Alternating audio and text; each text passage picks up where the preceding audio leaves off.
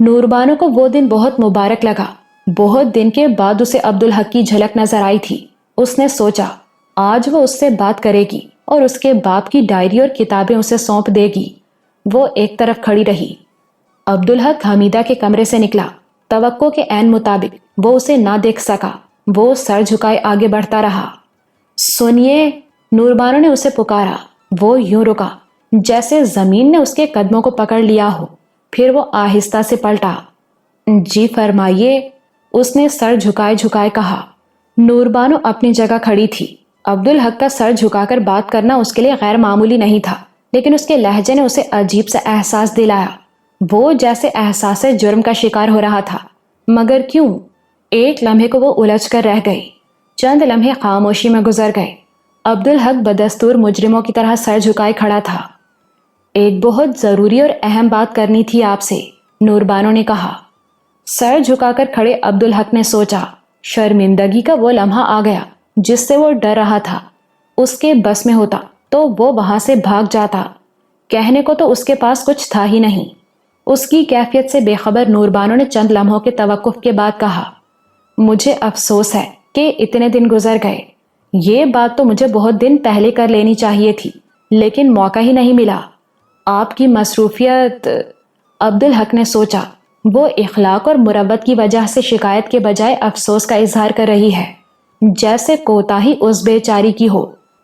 अब ऐसे में चुप रहना ठीक नहीं। वो ऐसे जितने लफ्ज कहेगी उतनी ही उसकी शर्मिंदगी बढ़ेगी। चुनाचे उसने उसकी बात को काटते हुए कहा, मैं बहुत शर्मिंदा हूं नूर बीबी। मुझे अपनी जिम्मेदारी याद है। इतने दिन गांव की उलझनों में मुझे ख्याल नहीं रहा, लेकिन अब मैं एक लम्हा भी जाया नहीं करूंगा। आप बिल्कुल बेफिक्र रहें। अब मैं आपका काम करके ही वापस आऊंगा। ये कहकर वो तेज कदमों से आगे बढ़ गया। नूरबानो इतनी हैरान थी कि कुछ कह भी ना सकी। खामोशी से उसे जाते हुए देखती रही। उसकी समझ में कुछ भी नहीं आया था। वो उसकी किस काम की और अपनी किस जिम्मेदारी की बात कर रहा था। उसकी समझ में यह भी नहीं आया कि वो चोर सा क्यों हो रहा था। उसने सर झटका और हमीदा के कमरे की तरफ बढ़ गई। जुबैर बेहद परेशान दिखाई दे रहा था। मालिक, इतने बड़े मुल्क में तुम उन्हें कहाँ ढूंढोगे? अल्लाह मदद करने वाला है। मुझे यकीन है कि वो मेरे वादे की इज्जत जरूर रखेगा। अब्दुल हक के लहजे में यकीन था। लेकिन ये इतना बड़ा मुल्क। अब्दुल हक ने उसकी बात काट दी। सबसे बड़ा कैंप तो लाहौर में है महाजिरों का, उसने कहा। फिर सबसे ज्यादा महाजिर कराची में जाकर आबाद हुए हैं। लाहौर में पता ना चला तो मैं कराची चला जाऊंगा। मगर मालिक, आप एक बात भूल रहे हो। अब्दुल हक ने सवालिया नजरों से उसे देखा, लेकिन बोला कुछ नहीं। वो लोग काफी पहले पाकिस्तान चले आए थे। अब्दुल हक चौंका। जुबैर ठीक कह रहा था। नूरबानो के चचा अपनी फैमिली समेत पाकिस्तान बनने से कम अज कम 1 माह पहले पाकिस्तान चले आए थे। उस वक्त तो महाजिरों के किसी कैंप का कोई तस्वुर भी नहीं था, तो वहां से उनके बारे में कुछ मालूम होने का कोई इम्कान नहीं था। मगर बात तो वादा निभाने की थी। काम मुश्किल हो या नामुमकिन, अब्दुल हक जानता था कि उसे करना ही है। अब वो अल्लाह से मदद की दुआ ही कर सकता है। उसने बहरहाल ये इरादा कर लिया था कि वो उनके बारे में मालूम करके ही वापस आएगा। ठीक है जुबैर, लेकिन ढूंढने से खुदा भी मिल जाता है, उसने गहरी सांस लेकर कहा। मुझे जाना है, कोशिश करनी है। तुम मुझे उनके बारे में पूरी मालूमात दे दो। जुबैर हिचकिचा रहा था। मालिक, एक सूरत और है। अब्दुल हक ने फिर उसे मुस्तफसिराना नजरों से देखा। मैं चला जाता हूं। जो कुछ आप कर सकते हैं वो मैं भी कर सकता हूं। नहीं, अब्दुल हक ने बिला झिझक कहा। उन्हें ढूंढने की अहलियत मुझ में तुमसे ज्यादा है। दूसरे वादा मैंने किया था, जिम्मेदारी भी मेरी है। खुदा न ख्वास्ता मैं नाकाम हो जाऊं तो कम से कम मेरा जमीर तो मुतमईन रहेगा कि मैंने अपनी तरफ से पूरी कोशिश की। तुम नाकाम हुए तो मैं बदगुमानी ही करता रहूंगा कि तुमने कोताही की है। मालिक, आप जानते हो कि ऐसा नहीं हो सकता, जुबैर ने एहतजाज किया। जानता हूं, लेकिन ऐसी सूरत हाल में बदगुमानी फितरी है। फिर यह भी है कि तुम चले जाओगे तो राबिया की हक तलफी होगी। मैं जाऊंगा तो किसी को कोई फर्क नहीं पड़ेगा। یہ سن کر تو زبیر جیسے تڑپ گیا۔ کیسی باتیں کرتے ہو مالک، تمہارے نہ ہونے سے تو پورے گاؤں کو فرق پڑے گا۔ اچھا بس، عبدالحق نے ہاتھ اٹھاتے ہوئے فیصلہ کن لہجے میں کہا، مجھ سے بحث کرنے کی ضرورت نہیں، جو میں کہتا ہوں وہ کرو۔ تم مجھے وہ کاغذ لا کر دو جس پر ان لوگوں کے متعلق معلومات لکھی ہیں۔ اس کے لہجے نے زبیر کو سہما دیا۔ اس نے کبھی زبیر سے اس لہجے میں بات نہیں کی تھی۔ جو حکم مالک، زبیر نے کہا اور گھر کی طرف چلا گیا۔ عبدالحق کو افسوس ہوا، لیکن وہ جانتا تھا کہ یہ ضروری ہے۔ وہ اس لہجے میں بات نہ کرتا تو زبیر اس کے بجائے خود جانے پر اصرار کرتا رہتا۔ وہ اسے کبھی نہ جانے دیتا۔ عبدالحق دل میں اللہ سے مدد کی دعا کرتا رہا۔ وہ جانتا تھا کہ یہ کام بہت مشکل ہے۔ اگلی صبح نوربانو ٹھاکر پرتاپ سنگھ کی کتابیں اور ڈائریاں لیے اپنے کمرے کے دروازے پر کھڑی تھی۔ اس نے رات کو بھی کافی دیر تک عبدالحق کا انتظار کیا تھا۔ صبح وہ اس کی پوری بات سنے بغیر ہی چلا گیا تھا اور وہ اس کی بات سمجھ بھی نہیں پائی تھی، مگر اب اس نے سوچا تھا پہلے اس کی امانتیں اسے سونپے گی اور وضاحت بعد میں کرے گی، لیکن وہ رات کو آیا ہی نہیں۔ یہ کوئی غیر معمولی بات نہیں تھی۔ پچھلے دنوں وہ اتنا مصروف رہا تھا کہ رات کو اماں کے پاس کم ہی آ پاتا تھا۔ صبح کو بھی وہ بہت سویرے ہی ہو کر چلا جاتا تھا۔ ہاں، باہر اس کی جھلک ضرور نظر آ جایا کرتی تھی۔ خاصی دیر ہو گئی اور وہ نہیں آیا۔ نوربانو کتابیں اور ڈائریاں لے کر حمیدہ کے کمرے میں چلی گئی۔ حمیدہ کی آنکھیں اب بالکل ٹھیک ہو چکی تھیں، البتہ وہ نظر کا چشمہ لگانے لگی تھی۔ دوا سے تو اسے نجات مل چکی تھی، البتہ عرق گلاب کا معمول اب بھی جاری تھا۔ نوربانو نے حمیدہ کو سلام کیا، پھر اس کی آنکھوں میں عرق گلاب ڈالا۔ حمیدہ نے آنکھیں موند لیں۔ نوربانو بیٹھی انگلیاں مروڑتی رہی۔ ہر آہٹ پر ایسے لگتا تھا کہ عبدالحق آ رہا ہے، لیکن وہ نہیں آیا۔ حمیدہ سے پوچھتے ہوئے وہ جھجک رہی تھی، لیکن کب تک؟ آخر اس سے رہا نہیں گیا۔ اماں، وہ آئے نہیں اب تک؟ حمیدہ نے آنکھیں کھول کر اسے دیکھا۔ وہ جانتی تھی کہ وہ کس کے بارے میں پوچھ رہی ہے، مگر وہ غیر معمولی بات تھی۔ نوربانو نے خود سے عبدالحق کے بارے میں بات کبھی نہیں کی تھی۔ چنانچہ حمیدہ نے تجاہل عارفانہ سے کام لیا۔ کون؟ کس کی بات کر رہی ہے بیٹی؟ وہ عبدالحق۔ سردی کے موسم میں بھی نوربانو کی پیشانی سے پسینہ پھوٹ نکلا۔ وہ کہاں سے آئے گا؟ وہ تو چلا گیا۔ نوربانو کا دل دھک سے رہ گیا۔ چلے گئے؟ کہاں چلے گئے؟ وہ تو لاہور گیا، ہو سکتا ہے اور آگے بھی جائے۔ لاہور؟ لیکن کیوں اماں؟ اس کے لہجے میں ایسی پریشانی، ایسا صدمہ تھا کہ حمیدہ کو پہلی بار مکمل یقین ہوا کہ وہ عبدالحق سے محبت کرتی ہے۔ کوئی اور وقت ہوتا تو وہ اس پر خوش ہوتی، مگر اس وقت تو اسے اس پر غصہ آ رہا تھا۔ تیرے ہی لیے تو گیا ہے، تو نے ہی تو بھیجا ہے اسے۔ حمیدہ کے لہجے میں شکایت بھی تھی اور ملامت بھی۔ نوربانو کے لیے وہ لفظ، وہ لہجہ، سبھی کچھ خلاف توقع تھا۔ وہ تو ہکا بکا رہ گئی۔ چند لمحے تو وہ کچھ بول ہی نہ سکی۔ حمیدہ نے بھی کچھ نہیں کہا۔ اس نے آنکھیں صاف کر کے چشمہ لگایا اور نوربانو کو غور سے دیکھتی رہی۔ اس کا رد عمل اسے بے ساختہ لگا۔ اس میں بناوٹ تو کہیں سے نہیں تھی۔ نوربانو کو سمجھنے میں چند منٹ لگے، پھر اس نے حیرت سے کہا، میرے لیے گئے ہیں وہ؟ میں نے بھیجا ہے انہیں؟ نہیں اماں، ایسی تو کوئی بات نہیں ہوئی۔ یہ کس نے کہا آپ سے؟ حمیدہ سوچ میں پڑ گئی۔ گزشتہ روز عبدالحق دوپہر کو اس کے پاس آیا تھا اور اسے بتا کر اس سے اجازت لی تھی۔ وہ تو ہچکچا رہی تھی، مگر اس نے کہا تھا، اماں، اس کام سے مجھے نہ روکنا، مجھے وعدہ پورا کرنا ہے۔ خود اس نے بتایا ہے مجھے، حمیدہ نے کہا، پھر نرم لہجے میں پوچھا، تو نے کل صبح اس سے کیا بات کی تھی یہ؟ نوربانو جانتی تھی کہ اس نے عبدالحق سے کہیں جانے کو نہیں کہا، اور وہ یہ بھی جانتی تھی کہ عبدالحق جھوٹ نہیں بولتا۔ تو پھر یہ معاملہ کیا ہے؟ اس کی سمجھ میں نہیں آ رہا تھا۔ میں نے تو کوئی بات نہیں کی ایسی، وہ بولی۔ تیری کل اس سے کوئی بات نہیں ہوئی دھیے؟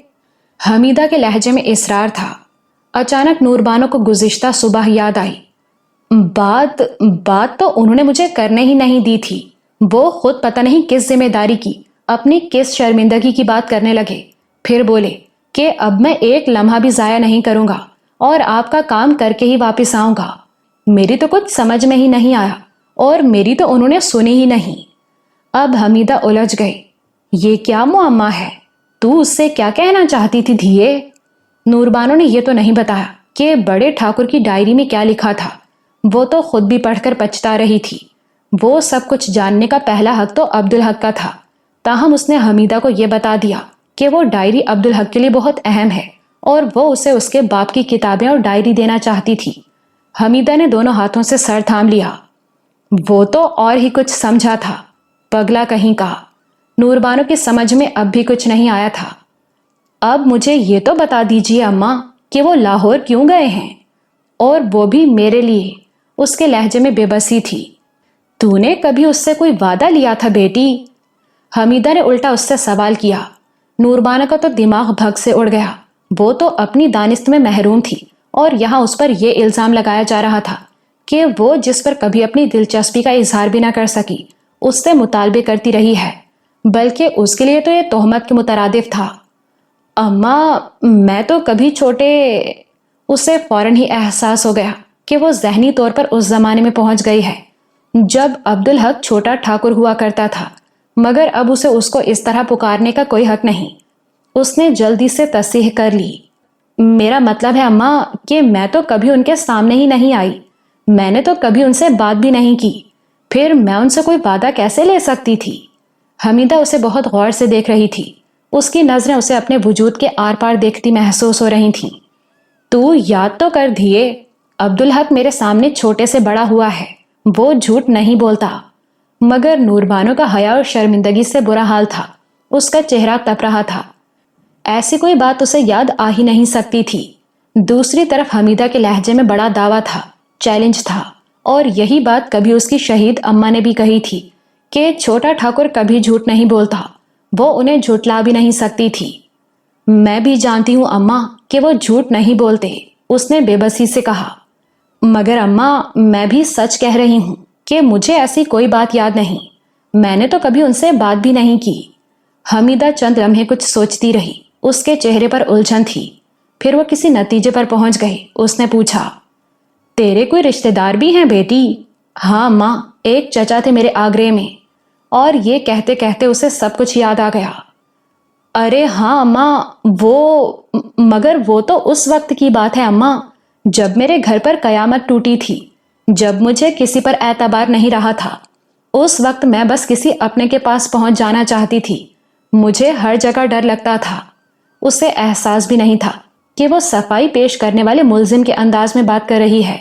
وہ حمیدہ کو بہت تفصیل سے بتا رہی تھی کہ اس کی ماں، بہنوں، بوا اور آقا پر کیا گزری تھی۔ حمیدہ دیکھ سن اور سمجھ رہی تھی۔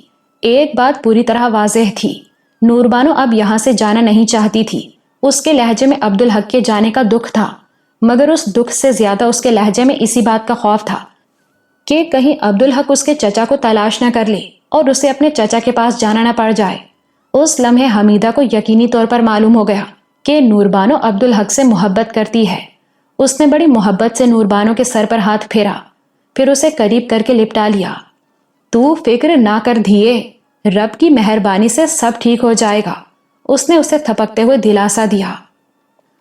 نوربانو کسی سہمے ہوئے بچے کی طرح اس سے چپکی رہی۔ نہیں اماں، وہ وعدے کے پکے ہیں، اس نے سہمی ہوئی آواز میں کہا، اور وہ کہہ کر گئے ہیں کہ اب میرا کام کر کے ہی واپس آئیں گے۔ میں نے کہا نہ دھیے، تو فکر نہ کر، اتنے بڑے ملک میں کسی کو صرف اس کے نام سے ڈھونڈنا کوئی آسان کام نہیں۔ مجھے اس کا ہی تو ڈر ہے اماں، تو کیا وہ واپس ہی نہیں آئیں گے؟ اس بار حمیدہ کو اس کی محبت کی گہرائی کا بھی پتہ چل گیا۔ نوربانو کا جسم بری طرح لرز رہا تھا۔ ادھر نوربانو کو بھی احساس ہوا کہ اس بحران میں وہ اپنے دل کا بھید کھول بیٹھی ہے۔ وہ حمیدہ سے الگ ہوئی۔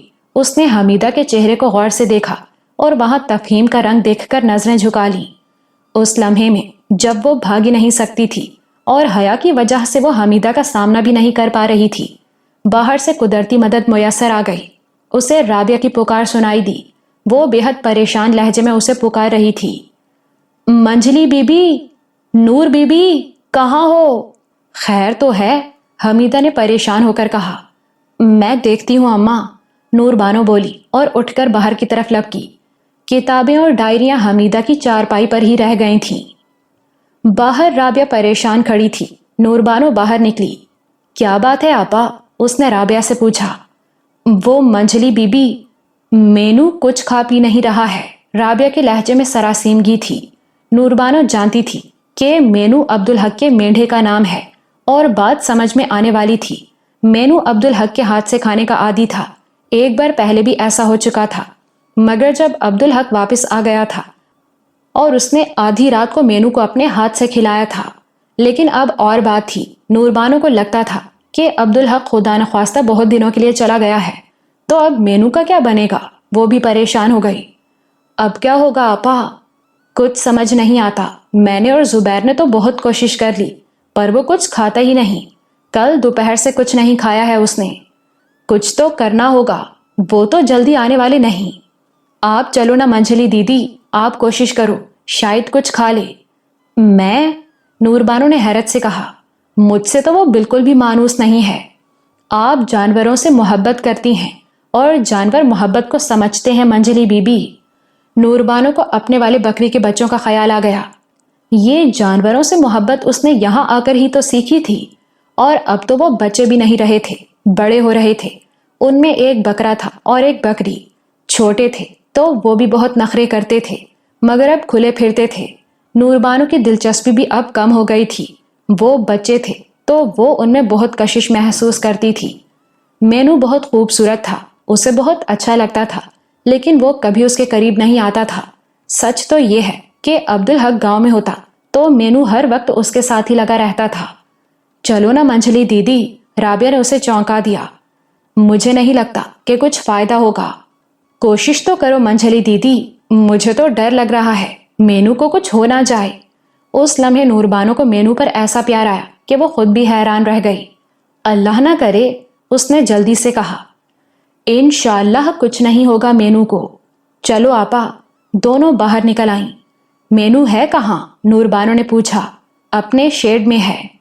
ये गलती हुई है ना, उसे खोल देना चाहिए था, खुद ही खा लेता कहीं ना कहीं। खोला था मंझली बीबी, खाया तो उसने कुछ नहीं।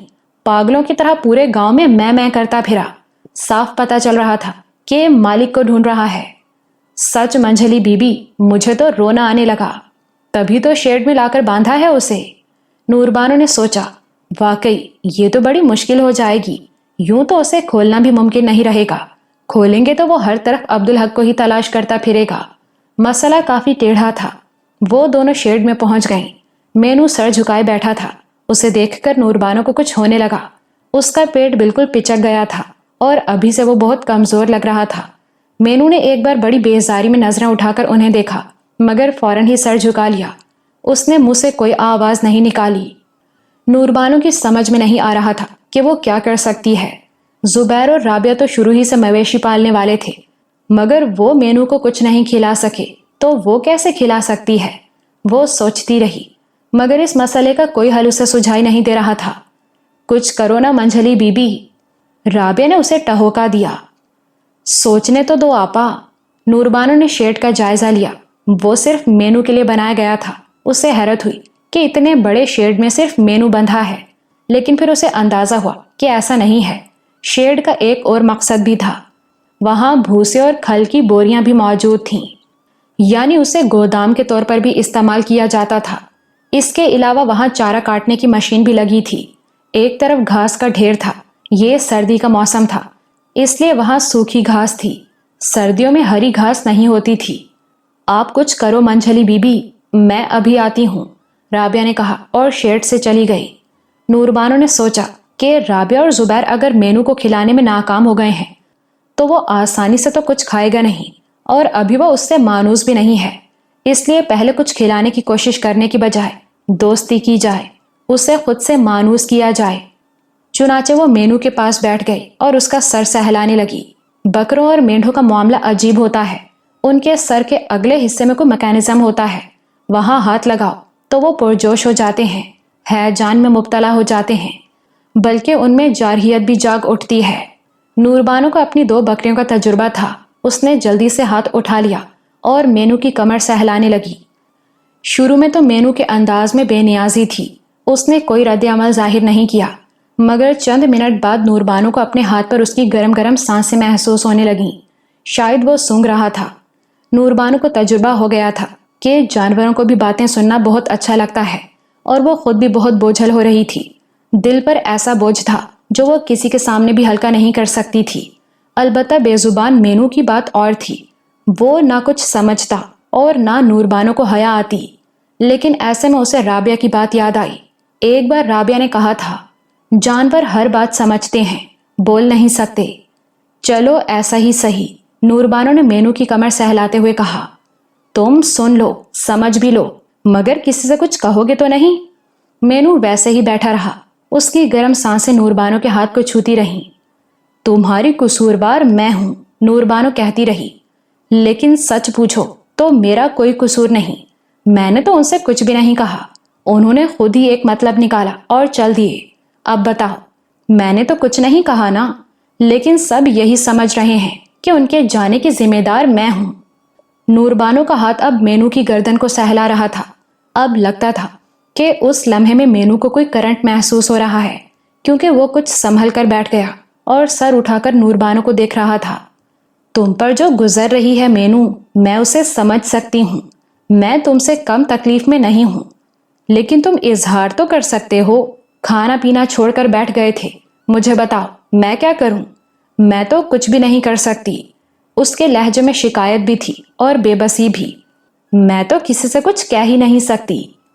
اب تم ہی کہو، میرا دکھ بڑا ہے نا، مگر میں تمہاری دلجوئی کر رہی ہوں اور تم ہو کے نخرے کیے جا رہے ہو، حالانکہ تمہیں میری دلجوئی کرنی چاہیے۔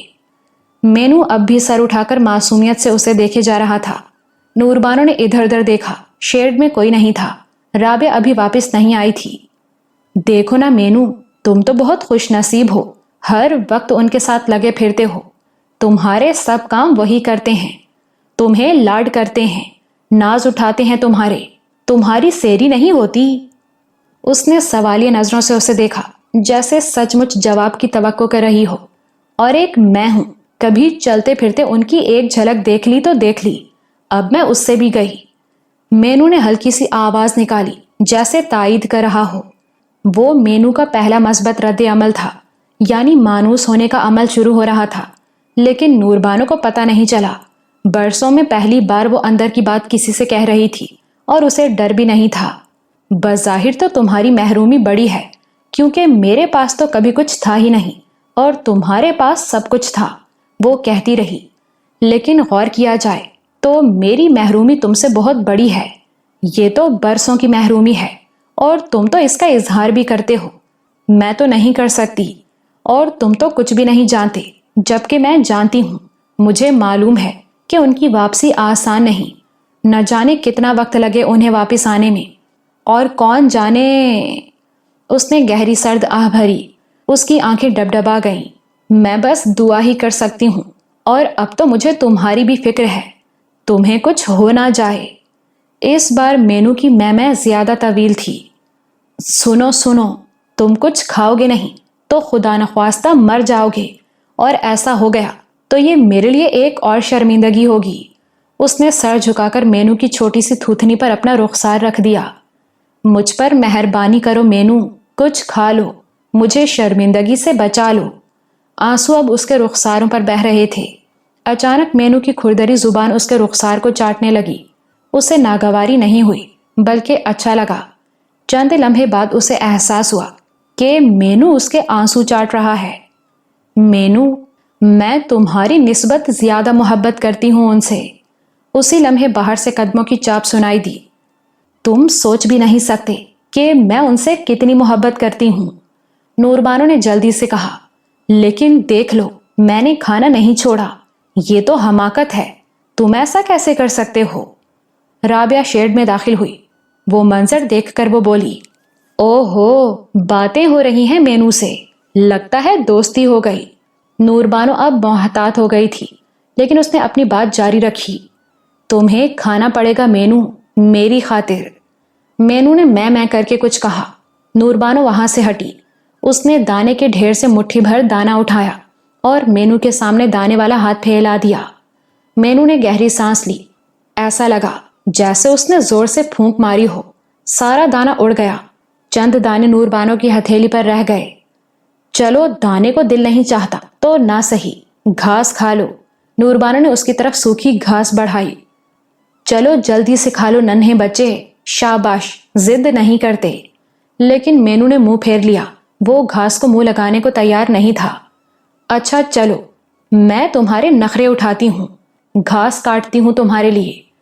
नूरबानो ने चारा काटने की मशीन में थोड़ी सी सूखी घास काटी और हथेली पर रखकर मेनू की तरफ बढ़ा दी। लो अब तो खा लो, देखो मैंने ये घास सिर्फ तुम्हारे लिए काटी है। मेनू चंद लम्हे सर उठाकर उसे देखता रहा, फिर उसने सर झुकाया और बेदिली से सही मगर कटी हुई घास खाने लगा। लेकिन उसने ज्यादा नहीं खाया। लगता था कि मासूम जानवर जिंदा रहने के लिए खाना सीख रहा है। आपने तो कमाल कर दिया मंझली बीबी, राबिया ने खुश होकर कहा। मेरा नहीं, ये मोहब्बत का कमाल है, नूरबानो ने दिल में सोचा। पनाह गुज़ीनों का कैंप ऐसा था कि अब्दुल हक ने सोचा भी नहीं था। वहां उसने वो मनाजिर देखे जिनका उसने कभी तस्वुर भी नहीं किया था, और जो कुछ उसने वहां सुना और जाना वो उससे भी सवा था। उसे तो ऐसा लगा कि वो जिंदगी की तालीम हासिल करने यहाँ आया है। वो रहीम यार खां से इरफान अहमद का तारुफी सिफारिशी खत अपने साथ लाया था। कैंप के इंचार्ज मसूद अहमद खान इरफान अहमद के क्लास फेलो थे और दोनों में बहुत अच्छी दोस्ती रही थी। मसूद तुम्हारी हर मुमकिन मदद करेगा, इरफान अहमद ने कहा था। अब्दुल हक कैंप पहुंचकर मसूद साहब से मिला और उन्हें इरफान अहमद का खत दिया।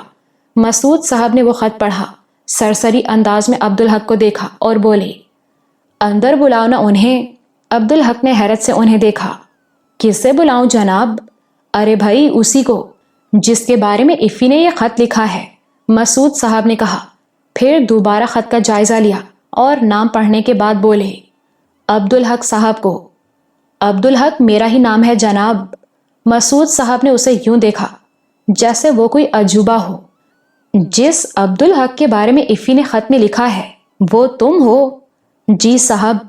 मसूद साहब चंद लम्हे खामोश होकर सोचते रहे। इफ़ी की तबीयत तो ठीक है ना? उन्होंने पुरतशवीश लहजे में पूछा। अगर आप महकमा ज़र्रात के सेक्शन ऑफिसर इरफान अहमद साहब के बारे में पूछ रहे हैं तो अल्हम्दुलिल्लाह वो खैरियत से हैं। मसूद साहब हंसने लगे। मैं उसी के बारे में पूछ रहा हूँ। हम उसे प्यार से इफ़ी कहते थे और वो मुझे मच्छू कहता था। वो हंसते हंसते अचानक संजीदा हो गए। वो अपनी ड्यूटी तो कर रहा है ना? उन्होंने पूछा। जी बाकायदगी से। मगर आप इतने परेशान क्यों हो रहे हैं उनके लिए? तुम्हारी वजह से परेशान हो रहा हूं बरखुरदार। अच्छा ये बताओ तुम्हारी उम्र क्या है? जी मैं 22 साल का हूं। खिलाफे आदत अब्दुल हक ने उम्र बढ़ाकर बताई। लगती तो नहीं इतनी, मसूद साहब ने कहा। मगर खैर, इफ़ी ने खत में जो कुछ लिखा है उसके मुताबिक तो तुम्हें बहुत बड़ा होना चाहिए। इतनी सी उम्र में कोई इतना कुछ कैसे कर सकता है? अब्दुल हक शर्मिंदा हो गया। मुझे नहीं मालूम कि इरफान साहब ने मोहब्बत में मेरे बारे में क्या कुछ लिख दिया है, लेकिन मैं इफ़ी को बचपन से जानता हूं। वो बिला वजह किसी की तारीफ नहीं करता। अरे मैंने तुम्हें बैठने को भी नहीं कहा। बैठो ना। अब्दुल हक ने इधर उधर देखा। वहां बैठने को कुछ था ही नहीं। पहली बार उसने कमरे का जायजा लिया। उसे देखकर उसे अपने मेनू का शेड याद आ गया। जिस मेज के पीछे मसूद साहब बैठे थे उसका भी एक पाया नदारत था। पाए की कमी पूरी करने के लिए मेज के नीचे ऊपर तले चंद ईंटें रख दी गई थीं। कमरे में मौजूद वाहिद कुर्सी पर मसूद साहब बैठे थे। उनके दाएं बाएं सब्जी और फ्रूट की मुतादिद पेटियां और टोकरे रखे थे। उनमें से कुछ तो भरे हुए लग रहे थे, बल्कि टटोले बगैर तो ये कहना भी मुश्किल था कि उनमें से कौन सा खाली है। जी मैं यहीं ठीक हूं, उसने गड़बड़ाकर कहा। अरे नहीं भाई, यहां तकल्लुफ की कोई गुंजाइश नहीं। मसूद साहब उसकी कैफियत भांप कर मुस्कुराते हुए बोले, यहां खाली पेटियां रखी हैं, ये ले लो बैठने के लिए। उन्होंने अपने बाएं जानिब इशारा किया। अब्दुल हक उस तरफ बढ़ा। तब उसकी नजर मसूद साहब की कुर्सी पर पड़ी। वो उनकी मेज से भी आगे की चीज थी। वो 2 पायों से महरूम थी और ईंटों पर टिकी हुई थी। अब्दुल हक पेटी उठाकर लाया और मेज के सामने रखी। इससे काम नहीं चलेगा मियाँ, मैं तुमसे गायबाना गुफ्तगू नहीं करना चाहता, मसूद साहब ने कहा। अब्दुल हक की समझ में कुछ नहीं आया। वो खाली खाली नजरों से उन्हें तकता रहा। नहीं समझे? चलो बैठकर देखो, समझ जाओगे। وہ پیٹی پر بیٹھا اور بات فوراً ہی اس کی سمجھ میں آ گئی۔ پیٹی پر بیٹھ کر نہ تو وہ مسعود صاحب کو دیکھ سکتا تھا اور نہ ہی وہ انہیں نظر آ سکتا تھا۔ غائبانہ گفتگو کے تصور پر وہ مسکرائے بغیر نہ رہ سکا۔ وہ ایک اور پیٹی اٹھا لایا، 2 پیٹیاں اوپر تلے رکھ کر وہ بیٹھ گیا۔ ہاں بھائی عبدالحق میاں، اب ہوگی بات۔ یہ تو میں سمجھ گیا ہوں کہ تم بھی کسی کی تلاش میں آئے ہو۔ عبدالحق نے تمام کوائف بیان کر دیے۔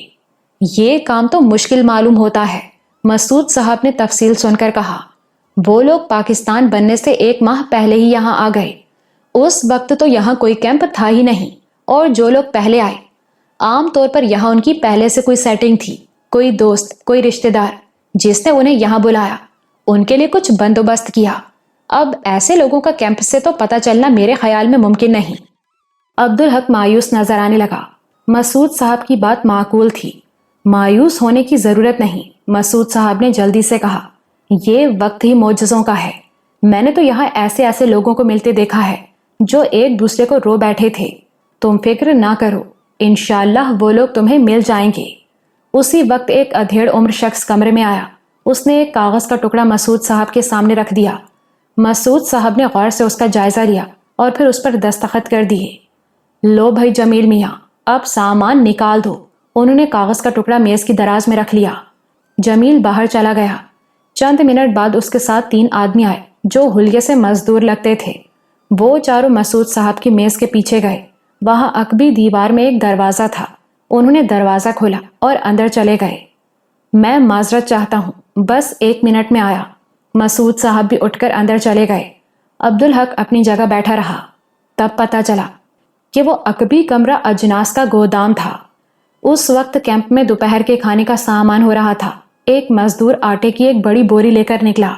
دوسرے 2 مزدوروں نے بھی سامان اٹھایا ہوا تھا اور جمیل کے ہاتھوں میں 2 کنستر تھے۔ وہ لوگ چلے گئے اور مسعود صاحب اپنی کرسی پر آ بیٹھے۔ ہاں بھائی عبدالحق، کیا کہہ رہے تھے ہم؟ آپ کہہ رہے تھے کہ رضوان صاحب کو تلاش کرنا آسان نہیں، لیکن انشاءاللہ وہ مل جائیں گے۔ ہاں، میں احتیاطاً ریکارڈز میں ان کی فیملی کو چیک کروں گا اور میں تمہیں افضال صاحب سے ملواؤں گا۔ ان سے بڑھ کر کوئی تمہاری مدد نہیں کر سکتا۔ یہ افضال صاحب کوئی افسر ہیں؟ مسعود صاحب ہنسنے لگے۔ افسر سے بھی بڑے ہیں وہ اس کیمپ کے سب سے سینئر اور مستقل باسی ہیں۔ میں اب بھی نہیں سمجھا۔ جیسے اسکولوں میں کوئی کیریکٹر ہوتا ہے نا، وہ لڑکا جو کئی برس سے ایک کلاس میں فیل ہوتا آ رہا ہو، یہ افضال صاحب بھی ویسا ہی کیریکٹر ہیں۔ اس کیمپ کو، اس کی تاریخ اور جغرافیے کو، یہاں رہنے والوں کو، یہاں سے رخصت ہو جانے والوں کو افضال صاحب سے زیادہ کوئی نہیں جانتا۔ مگر تم اس وقت ان سے نہیں مل سکو گے۔ وہ شام کو گھر واپس آتے ہیں۔ گھر؟ ہاں، کیمپ ان کا گھر ہی تو ہے، مسعود صاحب نے کہا۔ اچھا چلو، تمہیں اسٹاف سے ملوا دوں، پھر میں ریکارڈز میں تمہارے رضوان صاحب کو چیک کروں گا۔ وہ اٹھ کھڑے ہوئے۔ کیمپ اپنی جگہ ایک بڑی دنیا تھی، ایسی دنیا جس کا رقبہ تو بہت زیادہ نہیں تھا، لیکن آبادی بہت زیادہ تھی، اور اس دنیا میں ہر طرف کہانیاں ہی کہانیاں بکھری ہوئی تھیں۔ کیمپ کے پناہ گزینوں کو جس زاویے سے بھی دیکھا جاتا، کئی کیٹیگریز میں تقسیم کیا جا سکتا تھا، البتہ ایک قدر ان میں مشترک تھی۔ وہ سب پاکستان کی محبت میں مبتلا تھے اور پاکستان کے لیے اپنے پرکھوں کی زمین چھوڑ آئے تھے۔ عبدالحق پہلے تو اسٹاف سے ملا۔ ان میں جمیل تھا، مسعود صاحب کا اسسٹنٹ، پھر باورچی شمشاد تھا اور اس کے بے شمار معاونین۔ ڈسپینسری تھی، وہاں ڈاکٹر اور دیگر اسٹاف تھا۔ بنیادی طور پر کیمپ خیموں کی چھوٹی سی بستی تھی۔ کیمپ میں داخل ہوتے ہی خیمے نظر آتے تھے، لیکن صاف پتہ چلتا تھا کہ کیمپ قائم کرنے والوں کا اندازہ بری طرح پٹ گیا ہے۔ پناہ گزینوں کی تعداد ان کے اندازے اور توقع سے کہیں بڑھ کر تھی۔ اس کا نتیجہ یہ نکلا کہ کیمپ کو جس حد تک بھی بڑھایا جا سکتا تھا بڑھا دیا گیا۔ یہی وجہ تھی کہ خیموں کے آگے کیمپ کے کئی رنگ تھے۔ کہیں چٹائیوں کی جھونپڑی تھی تو کہیں چادروں کی مدد سے 4 دیواری بنا لی گئی تھی اور چھت بھی چادر ہی کی ڈال لی گئی تھی۔ درمیان میں ایسے لوگ بھی تھے جو محض ایک دری بچھائے بیٹھے تھے۔ وہ اکیلے مرد تھے جن کے ساتھ عورتیں نہیں تھیں، لہٰذا انہیں نہ چھت کی ضرورت تھی نہ دیواروں کی۔ مجموعی طور پر وہ کیمپ ایک بہت بڑا گھر تھا اور وہاں رہنے والے ایک بہت بڑا کنبہ۔ ایسا کنبہ جس میں بھانت بھانت کے لوگ تھے۔ عبدالحق ایسا مسحور ہوا کہ کچھ دیر کے لیے تو یہ بھی بھول گیا کہ وہ وہاں کیوں آیا ہے۔ یہ تو اسے وہاں کچھ عرصہ گزارنے پر پتا چلا کہ اس کیمپ کو دیکھ کر وہ پاکستان کو سمجھ سکتا ہے۔ وہ دوبارہ مسعود صاحب کے پاس پہنچا تو مسعود صاحب اسے اپنے کمرے کے برابر ایک بڑے خیمے میں لے گئے۔ وہ کیمپ کا ریکارڈ آفس تھا۔ وہاں پھلوں کی خالی پیٹیاں ہی میز کے طور پر استعمال ہو رہی تھیں اور وہی کرسیاں بھی تھیں۔ یہ ہے ہمارا ریکارڈ آفس۔ عبدالحق کو ریکارڈ دیکھ کر حیرت ہوئی۔ وہ ایسے کاغذوں پر مشتمل تھا جو تقسیم سے پہلے ایک طرف سے استعمال کر لیے گئے تھے۔ یہاں ان کے پیچھے کا حصہ استعمال کیا گیا تھا۔ کیمپ میں جو بھی کبھی آیا تھا، خواہ چند گھنٹوں کے لیے آیا ہو، اس کے کوائف وہاں درج تھے۔ اس کا نام، کہاں سے آیا، ساتھ میں کون کون ہے، عمر کتنی ہے، وغیرہ وغیرہ۔ پھر اگر وہ رخصت ہوا تو اس کی تفصیل بھی تھی، کس تاریخ کو گیا، کہاں گیا، نیا پتہ کیا ہے، کیا کرتا ہے، وغیرہ وغیرہ۔ عبدالحق بہت متاثر ہوا۔ یہ بہت بڑا کام کیا ہے آپ لوگوں نے، اس نے ہیڈ کلرک اخلاق سے کہا۔ اخلاق ایسا سنجیدہ طبع جوان تھا جس کی آنکھوں سے گہری اداسی نظر آتی تھی۔ بڑا کام تو نہیں کہا جا سکتا اسے، اس نے عاجزی سے کہا۔ ہاں، ایک مخلصانہ کوشش کہہ لو۔ کیا مطلب؟ میں چاہتا تھا کہ یہ ریکارڈ ہر اعتبار سے مکمل ہو۔ مجھے تو یہ مکمل ہی لگتا ہے، عبدالحق نے کہا، لیکن ہے نہیں، ہو بھی نہیں سکتا۔ میں سمجھا نہیں۔ جو لوگ اکیلے ہیں ان کا ریکارڈ مرتب کرنا آسان نہیں۔ اخلاق نے وضاحت کی۔ ان میں سے کوئی کیمپ سے باہر گیا، وہاں اسے کوئی موقع ملا اور وہ کہیں سیٹ ہو کر بیٹھ گیا۔ اب اس نے یہاں آ کر بتانے کی زحمت نہیں کی تو ہم تو بے خبر ہی رہیں گے نا۔ یہاں ہزاروں افراد ہیں، ہم اسکول کی طرح حاضری تو نہیں لے سکتے۔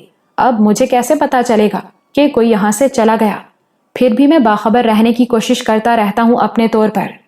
عبدالحق کو سوچ کر چکر آ گیا۔ واقعی یہ تو بڑا پیچیدہ معاملہ تھا۔ اس نے تو اس پہلو پر غور ہی نہیں کیا تھا۔ اب غور کیا تو اسے اخلاق کا باخبر رہنا بھی ممکن نہیں لگا۔ آپ کو کیسے پتا چل سکتا ہے؟ اس نے حیرت سے کہا۔ اخلاق مسکرایا۔ اس مسکراہٹ سے اس کا چہرہ دو متضاد کیفیات میں تقسیم ہو گیا، کیونکہ آنکھوں کی اداسی اور گہری ہو گئی تھی۔ اس میں میرا کوئی کمال نہیں، اس کے لہجے میں عاجزی اور بڑھ گئی۔ افضال صاحب اور ان جیسے کچھ اور لوگ ہیں، وہ یہاں گھل مل کر رہتے ہیں اور سب سے باخبر رہتے ہیں۔ میں ان سے رابطہ رکھتا ہوں۔ گھل مل کر تو سبھی رہتے ہیں یہاں، عبدالحق نے اعتراض کیا۔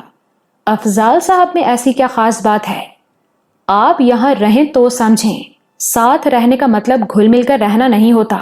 یہاں بیشتر لوگ خود میں گم رہتے ہیں، کسی کو کسی کا پتہ نہیں چلتا۔ کہتے کہتے اخلاق کا لہجہ بدلا اور وہ صفائی پیش کرنے لگا۔ ان کا بھی کوئی قصور نہیں اس میں۔ یہ سبھی لوگ بہت کچھ قیمتی کھو کر آئے ہیں۔ وہ لوگ بہت خوش قسمت ہیں جو بغیر کسی جانی قربانی کے یہاں تک پہنچ گئے، اور ایسے لوگ بہت کم ہیں، اور وہ بھی اپنا گھر، اپنی جائیداد اور کچھ نہیں تو اپنے اجداد کی قبریں پیچھے چھوڑ آئے ہیں۔ ایسے لوگوں کا ماضی میں گم رہنا فطری ہے، پھر یہاں بھی وہ عدم تحفظ کا شکار ہیں۔ مستقبل میں روشنی کی ایک کرن بھی نظر نہیں آتی۔ ایسے میں آدمی کسی دوسرے کے بارے میں سوچ سکتا ہے بھلا؟ تو افضال صاحب اور وہ دوسرے لوگ تو عظیم انسان، ان کی عظمت سے تو میں انکار نہیں کروں گا، لیکن یہ وہ لوگ ہیں جو خود میں گم ہو ہی نہیں سکتے۔ کیوں بھائی؟ اس لیے کہ یہ وہ لوگ ہیں جن کا پورا خاندان ہجرت کے دوران ختم ہو گیا، کوئی بھی نہیں بچا، کچھ بھی نہیں بچا۔ ایسے لوگوں کو تو دوسروں سے زیادہ خود میں گم ہونا چاہیے، اس لیے کہ ان کے پاس اپنے سوا کچھ ہے ہی نہیں۔ آپ ٹھیک کہہ رہے ہیں، ایسا بھی ہوتا ہے، مگر پھر ایسے لوگ پاگل ہو جاتے ہیں، وہی ٹھیک رہتے ہیں جو اپنے دکھ بھول کر دوسروں کو توجہ دیتے ہیں۔ اخلاق نے سادگی سے کہا۔ تو مجھے ان لوگوں سے دوسروں کے بارے میں پتہ چلتا رہتا ہے، پھر بھی ہمارے ریکارڈ کو مکمل نہیں کہا جا سکتا۔ بات سمجھ میں آنے والی تھی، لیکن ابھی عبدالحق کو اس کی گہرائی اور سنگینی کا اندازہ نہیں تھا۔ ابھی اس نے کچھ دیکھا ہی نہیں تھا۔ تو ذرا ہمارے رضوان صاحب کو بھی اپنے ریکارڈ میں چیک کر لیں، وہ بولا۔ تھوڑی دیر بعد اخلاق نے نفی میں سر ہلایا تو عبدالحق کو کوئی مایوسی نہیں ہوئی۔ مسعود صاحب نے پہلے ہی بتا دیا تھا کہ یہاں رضوان صاحب کے آنے کا کوئی امکان نہیں، کیونکہ وہ کیمپ قائم ہونے سے کافی پہلے پاکستان آ چکے تھے۔ لیکن نہ جانے کیوں اسے ایسا لگتا تھا کہ رضوان صاحب کے بارے میں معلومات اسے یہیں سے حاصل ہوں گی۔ تھوڑی دیر بعد وہ پھر مسعود صاحب کے سامنے بیٹھا تھا۔ میں نے پہلے ہی کہا تھا، مسعود صاحب نے کہا، لیکن کوئی بات نہیں، بس ڈٹے رہو، وقت تو لگتا ہی ہے۔ اب یہ بتاؤ آگے کا کیا پروگرام ہے؟ میں رضوان صاحب کے بارے میں معلومات کیے بغیر واپس نہیں جاؤں گا، عبدالحق نے گہری سانس لے کر کہا۔ تو تم پہلے سے ہی ڈٹے ہوئے ہو؟ مسعود صاحب مسکرائے۔ اچھا، لاہور میں کوئی ٹھکانہ ہے تمہارا؟ آدمی جاتا ہی وہی ہے جہاں اس کا ٹھکانہ بھی ہوتا ہے اور آب و دانہ بھی۔ سچ کہا تم نے، مگر میرا مطلب اور تھا۔ دیکھو عبدالحق، میرا غریب خانہ حاضر ہے تمہارے لیے۔ شکریہ سر، لیکن کیا میں یہاں کیمپ میں نہیں رہ سکتا؟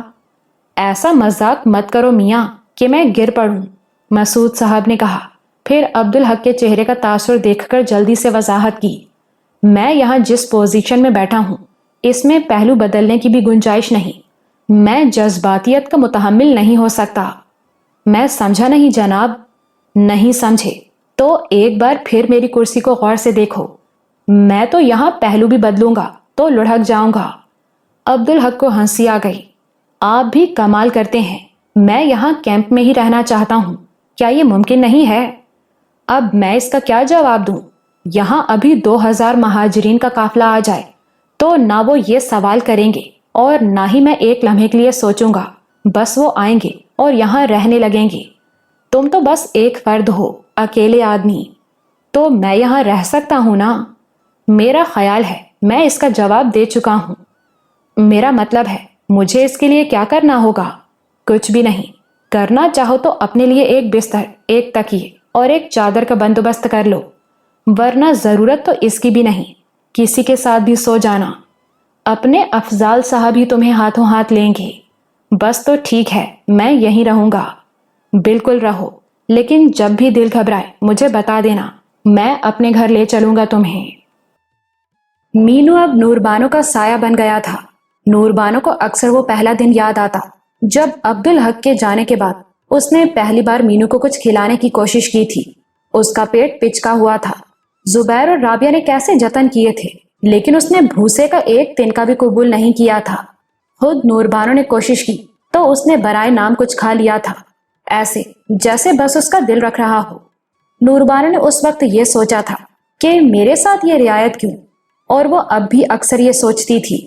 اس وقت اس کے دل میں یہ خیال آیا تھا کہ شاید بے زبان مینو عبدالحق سے اس کے تعلق کو سمجھتا ہے، لیکن عبدالحق سے تو زبیر اور رابعہ کا بھی تعلق ہے، بلکہ زیادہ پرانا اور شاید زیادہ گہرا تعلق ہے۔ پھر اس نے ان کے ہاتھ سے کچھ کیوں نہیں کھایا؟ اور اس سوال کا اس کے پاس کوئی جواب نہیں تھا۔ اس پہلے دن، اس پہلی کوشش میں مینو نے کچھ زیادہ نہیں کھایا تھا، بلکہ اتنا کم کھایا تھا کہ اسے زندہ رہنے کے لیے کھانا بھی نہیں کہا جا سکتا۔ نوربانو ناکامی کے احساس کے ساتھ وہاں سے چلی آئی تھی، مگر وہ اسی کے بارے میں سوچے جا رہی تھی، اور اس نے سوچا تھا کہ تھوڑی دیر بعد پھر کوشش کرے گی۔ اسے فکر تھی مینو کو کچھ نہیں ہونا چاہیے، مینو کو زندہ رہنا ہے۔ اسے عبدالحق پر غصہ آنے لگا، شدید غصہ۔ ایسا بھی کیا آدمی دوسرے کو سمجھنے کی کوشش بھی نہ کرے، بلکہ اس کی بات بھی نہ سنے، اپنے طور پر سوچے، اپنی طرف سے بھی اور دوسروں کی طرف سے بھی، پھر فیصلہ کرے اور چل دے۔ اب یہاں سب یہی سمجھ رہے ہیں کہ وہ اس کی وجہ سے گیا ہے، حالانکہ وہ نہیں چاہتی تھی۔ اس نے تو ایسا سوچا بھی نہیں تھا، بلکہ وہ تو اداس ہو گئی ہے اس کے جانے سے۔ مگر پھر سوچتے سوچتے اس کے غصے کا رخ خود اس کی طرف ہو گیا۔ یہ سب اس کی حماقت کی وجہ سے ہوا ہے۔ کیا وہ سیدھی سی بات نہیں کر سکتی تھی؟ اور بات کرنے کی ضرورت بھی کیا تھی؟ ڈائری اور کتابیں اسے دیتی اور ہر بات کرتی۔ ایسا کیا ہوتا تو وہ بیچارہ یہ تو نہ سمجھتا کہ وہ اسے اس کی غیر ذمہ داری پر ملامت کر رہی ہے، اور اس نے سمجھا تو اس کے لہجے میں ملامت، شکایت، کوئی تو ایسی بات ہوگی نا۔ اسے خود پر اور غصہ آیا۔ وہ خود کو نہ جانے کیا سمجھتی ہے، کچھ زیادہ ہی یا بہت ہی کم۔ ارے لڑکیاں حیا کرتی ہیں، شرمیلی ہوتی ہیں، ان کی زبان پر حیا کے تالے ہوتے ہیں، محبت کرتی ہیں لیکن اس کا اظہار نہیں کر پاتی۔ یہ سب کچھ فطری ہے، مگر یہ بھی تو فطری ہے کہ محبت ہوا کی طرح ہوتی ہے، ہوا جو ہر وقت ہر جگہ موجود ہے، جس کے دم سے زندگی ہے، لیکن زندہ لوگوں کو کیوں کر وہ نظر نہیں آتی؟ اس لیے ہر وقت اس کی موجودگی کا احساس بھی نہیں ہوتا، مگر ہوا جب چاہتی ہے اپنی موجودگی کا احساس دلا دیتی ہے۔ اس کی چال میں تنوع ہے، اس کے لہجے ہزاروں ہیں، وہ منہ سے کچھ نہیں بولتی مگر سب کچھ کہہ دیتی ہے۔ ایسے ہی قدرت نے عورت کو حیا دی ہے تو اس کے ساتھ ہی اسے محبت کے اظہار کے انگنت پیرائے بھی دیے ہیں۔ اس کی نگاہ نہ اٹھنے میں، اس کے ہونٹوں سے لفظ نہ نکلنے میں، اس کے ہونٹوں کی بے بس تھر تھراہٹ میں، اس کی خاموشی تک میں ایسا بھرپور اظہار ہے کہ شاعر کے اشعار اور نثر نگار کی طویل تحریریں بھی اس کے سامنے عاجز نظر آتی ہیں۔ پھر وہ کون سی انوکھی ہے کہ آج تک اس کی محبت اپنے محبوب پر ظاہر نہیں ہوئی؟ چلو، پہلے تو اس کے پاس معقول وجہ تھی، مگر اب کیا ہے؟ اس کا احساس کمتری؟ تو اس میں ہونا یہ چاہیے کہ آدمی محبت کرے، اظہار تو خود بخود ہو جاتا ہے، ہاں دوسرے سے محبت کی طلب نہ کرے۔ شاید یہی اس کا مسئلہ ہے۔ اس کا مسئلہ ہے انا، وہ نہیں چاہتی کہ اسے ٹھکرایا جائے، لیکن اس کی وجہ سے تو اس کی محبت ہی کھوٹی ثابت ہوتی ہے۔ اس خود ملامتی سے بچنے کے لیے وہ پھر مینو کے شیڈ کی طرف چلی گئی۔ اس نے پھر مینو کو پیار کیا، اس سے باتیں کی، اسے کچھ کھلانے کی کوشش کی، مگر اس نے پھر جیسے مروتاً بہت تھوڑا سا کھایا۔ یہ ثابت ہو گیا کہ معصوم مینو ناز برداری کرانا چاہتا ہے۔ اس نے دانے اور بھوسے کو منہ بھی نہیں لگایا، ہاں جو گھاس اس نے کاٹ کر دی اس میں سے تھوڑا سا کھا لیا، مگر اس نے پانی بھی نہیں پیا۔ اس بار وہ واپس آئی تو عبدالحق کے کمرے میں چلی گئی۔ اس نے سوچا اب وہ ہر روز اس کے کمرے کی صفائی کیا کرے گی۔ عبدالحق کے کمرے کی صفائی ہر روز ہوتی تھی، رابعہ کرتی تھی، مگر اس وقت خود ملامتی کی شکار نور بانو بہت دلیر ہو گئی تھی۔ در حقیقت وہ خود پر غصہ اتار رہی تھی۔ اس نے سوچ لیا تھا کہ رابعہ سے کہہ دے گی کہ اب عبدالحق کے کمرے کی صفائی وہ کیا کرے گی۔ اس نے جھاڑن سے ہر چیز کی گرد جھاڑی، پھر جھاڑو دی۔ بستر کو درست کرتے ہوئے اس کی نظر عبدالحق کی چادر پر پڑی۔ رضائی طے کر کے پائنتی پر رکھنے کے بعد وہ چادر کو تہہ کرنے لگی، مگر اچانک ٹھٹک گئی۔ یہ وہ چادر تھی جو عبدالحق تقریباً ہر وقت کندھے پر ڈالے رکھتا تھا۔ حیرت انگیز بات تھی کہ وہ چادر اپنے ساتھ لے کر نہیں گیا تھا۔ نور بانو چادر کو تہہ کرتے کرتے ٹھٹکی اور اسے چھو کر دیکھا۔ اسے نرمی اور حدت کا احساس ہونے لگا۔ اس نے چادر اٹھائی اور اپنے جسم پر ڈال لی۔ ڈریسنگ ٹیبل کے آئینے کے سامنے کھڑے ہو کر اس نے اپنا عکس دیکھا۔ چادر اوڑھے ہوئے وہ خود کو بہت خوبصورت لگی۔ اس نے چادر کا کنارہ تھام کر اسے سونگھا۔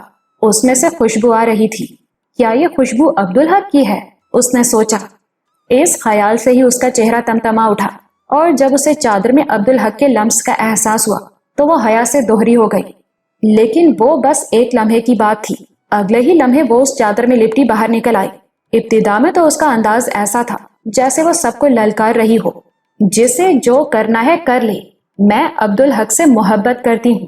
مگر پھر ایک ایسے احساس نے اسے آ لیا کہ دوسرا ہر احساس مٹ گیا، اور وہ احساس تھا تحفظ کا۔ وہ چادر اسے ایسے تحفظ کا احساس دلا رہی تھی جو اسے کبھی ملا ہی نہیں تھا۔ جیسے اس چادر میں لپٹ کر وہ دنیا کی ہر پریشانی، ہر بلا سے محفوظ ہو گئی ہے۔ ابتدا میں وہ اس کے لیے چیلنج تھا، چنانچہ وہ چادر میں لپٹی ہر جگہ گئی۔ اس کا خیال تھا لوگ اسے دیکھیں گے، گھوریں گے، اور ان کی نظریں خاموشی کی زبان میں اس سے کہہ رہی ہوں گی کہ وہ کیسی بے شرم ہے۔ لیکن ایسا کچھ نہیں ہوا۔ کہیں کسی نے اس پر دوسری نظر نہیں ڈالی۔ لگتا تھا کہ کسی کو پتہ ہی نہیں چلا ہے کہ وہ عبدالحق کی چادر اوڑھے ہوئے ہے۔ اس سے اسے اعتماد ہوا۔ اس نے فیصلہ کیا کہ یہ چادر اب وہ ہمیشہ اوڑھے گی۔ اب وہ یہ چادر عبدالحق کو بھی نہیں دے گی، مگر اسے نہیں معلوم تھا کہ اس چادر کو پہچاننے والا کوئی موجود ہے اور وہ شور بھی مچا دے گا۔ وہ شیڈ میں داخل ہوئی اور مینو کی طرف بڑھی۔ اچانک مینو تڑپ کر اٹھا اور اس نے میں کر کے شیڈ سر پر اٹھا دیا۔ وہ اس کی طرف لپک رہا تھا۔ اس کا بس چلتا تو وہ اپنی زنجیر توڑ ڈالتا۔ نور بانو گھبرا گئی۔ اس نے ادھر ادھر دیکھا مگر وہاں کوئی بھی نہیں تھا۔ اس لمحے وہ یہ بھول گئی کہ اسے تو کسی کی پرواہ تھی ہی نہیں۔ وہ آگے بڑھی، مینو کے پاس پہنچی جو زنجیر کی پوری حد سے آگے آیا ہوا تھا۔ مینو نے چادر کو سونگھا اور پھر بےتابی سے اسے چاٹنے لگا۔ نور بانو اس کی گردن سہلانے لگی۔ وہ سوچ رہی تھی کہ اس چادر میں عبدالحق کی خوشبو ہے جسے بے زبان مینو پہچانتا ہے۔ اس کا مطلب ہے کہ یہ میرے ہاتھ سے کھائے گا بھی۔ اس کا دل امید سے بھر گیا۔ یہ سوچ کر وہ دانے کی طرف چلی۔ اسے جاتے دیکھ کر مینو نے ادھم مچا دیا اور زنجیر توڑانے کے لیے زور لگانے لگا۔ بے صبرے مت بنو، तुम्हारे लिए दाना लेने जा रही हूँ, नूरबानो ने पलट कर कहा। लेकिन मीनू की उछल कूद जारी रही। नूरबानो दाना लेकर आई और उसने मीनू के सामने हाथ फैलाया। मीनू बेकरारी से खाने लगा। अगले ही लम्हे वो नूरबानो की हथेली चाट रहा था। नूरबानो ने उसकी तरफ घास बढ़ाई और वो बड़ी रगबत से घास खाने लगा। नूरबानो ने मीनू को खोल दिया। मीनू ने पेट भरकर खाने के बाद पानी पिया, फिर चादर से अपना सर रगड़ने लगा। चंद लम्हे बाद नूरबानो को चादर से निकले हुए अपने हाथ पर उसकी गरम गरम सांसें महसूस हुई। उसने सर झुकाकर देखा। मीनू उसकी कलाई को सूंघ रहा था। जैसे इस बार चादर से आने वाली खुशबू और उसकी खुशबू में फर्क कर रहा हो, और जैसे उसकी खुशबू को याददाश्त में महफूज कर रहा हो। नूरबानो ने प्यार से उसके सर को सहलाया और फिर उसे अपनी गोद में भर लिया। चंद लम्हे बाद उसने सर झुकाकर देखा तो हैरान रह गई। मीनू उसकी गोद में दुबक कर सो गया। उस दिन से मीनू नूरबानो का साया बन गया और अब्दुल हक की उस चादर को नूरबानो ने जैसे जुज़्बे बदन बना लिया। रात को सोना उसके लिए आसान नहीं रहा था। अपने बिस्तर पर लेटकर वो सोचती कि अब्दुल हक न जाने कहां किस हाल में सो रहा होगा, कितना बेआराम होगा वो, और परदेश में अकेला, जाने बिस्तर भी मुयस्सर होगा उसे या नहीं। और ये सब कुछ वो सिर्फ उसके लिए कर रहा है, ये जाने समझे बगैर कि वो ये नहीं चाहती, इसमें उसकी खुशी भी नहीं है, मगर वो बेखबर ये उसकी खुशी के लिए कर रहा है। ऐसे में नींद नहीं आती और वो बहुत बेचैन होती तो उठकर वुजू करती और नफिल अदा करती। दुआ के लिए हाथ उठाती तो उसके जहन का सफा जैसे सादा हो जाता। वो अब्दुल हक की जल्द से जल्द वापसी की दुआ करती, मगर फिर ठठक जाती। उसे ख्याल आता कि अब्दुल हक क्या कहकर गया है कि वो चचा जान का पता मालूम किए बगैर वापस नहीं आएगा। अब ये दुआ वो कैसे कर सकती थी कि अब्दुल हक को चचा जान मिल जाए। ये दुआ तो वो अब्दुल हक की वापसी की खातिर भी नहीं मांग सकती थी। बिस्तर पर करवटें बदलते बदलते वो थक जाती तो चादर में मुंह छुपा लेती। उसे ऐसा लगता कि अब्दुल हक की खुशबू उससे लिपट गई है। उसके चंद लम्हे बाद वो सो जाती। अब्दुल हक खुले आसमान के नीचे लेटा था। वो एक बड़ी और मोटी दरी थी जिस पर वो मर्द सोते थे जो अकेले थे। मसूद साहब के इसरार के बावजूद अब्दुल हक ने उनके घर कयाम की पेशकश कबूल नहीं की थी। वैसे वो अपना बंदोबस्त कहीं और भी कर सकता था। लाहौर में होटलों की कमी नहीं थी, लेकिन वो कैंप में असल पाकिस्तानियों के साथ रहना चाहता था। उसके नजदीक पाकिस्तान के असल शहरी यही लोग थे जो पाकिस्तान के नाम पर अपने घर बार, अपनी जमीन जायदाद, अपने कारोबार छोड़कर खाली हाथ चले आए थे। और सफर में उन पर जो गुजरी थी वो कयामत से कम नहीं थी। उनके काफिलों पर, उनकी ट्रेनों और उनके ट्रकों पर हिंदुओं और सिखों ने हमले किए थे। इस दौरान बहुत भारी जानी नुकसान हुआ था। शायद ही उनमें कोई ऐसा खुश नसीब हो जिसने अपने किसी प्यारे को अपनी आंखों के सामने मरते ना देखा हो। अब्दुल हक को उन बेखानुमा लोगों से खुसूसी दिलचस्पी थी। वो उन्हें समझना चाहता था, वो सुनना और जानना चाहता था कि उन पर क्या गुजरी है। इस हवाले से वो पाकिस्तान की कद्र कीमत का यकीन करना चाहता था। पहली रात शमशाद ने उसे अफजाल साहब से मिलवाया। उनकी उम्र 60 के लगभग होगी। उनकी शख्सियत में उसे तजाद नजर आया।